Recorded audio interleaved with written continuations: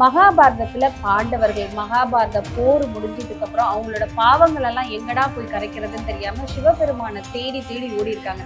சிவன் என்ன பண்ணியிருக்காருன்னா அவங்களெல்லாம் தவிர்க்கணும் அப்படிங்கிறதுக்காக காளையாக உருமாறி கேதார்நாத் அப்படிங்கிற இடத்துல மறைஞ்சிருக்கிறாரு.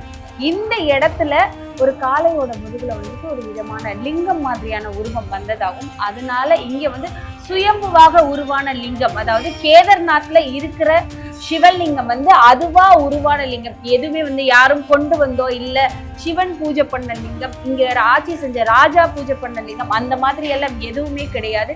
இந்த கேதார்நாத்ல இருக்கிற லிங்கம் சுயம்புவா உருவான லிங்கம்.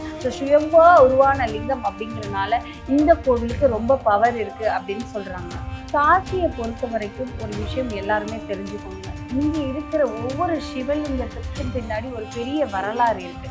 காசி அப்படின்னு சொன்னாலே சிவலிங்கம் அப்படின்னு சொல்லுவாங்க.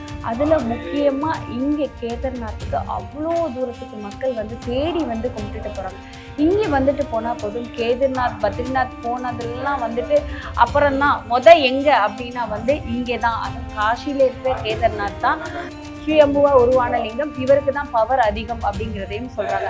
இங்க இருக்கிற சிவலிங்கம், அதாவது கேதார்நாத், துங்கநாத், ருத்ரநாத், மத்திய மகேஸ்வர், காலபேஸ்வர் சொன்ன 5 சிவலிங்கங்களும் என்ன சொல்றாங்கன்னா, ஒவ்வொரு இடத்துலையும் நம்ம ஈசனோட உருவம், ஒவ்வொரு உருவம், அதாவது உடல்ல இருக்க ஒவ்வொரு பாகமும் ஒவ்வொரு இடத்துல வந்தது.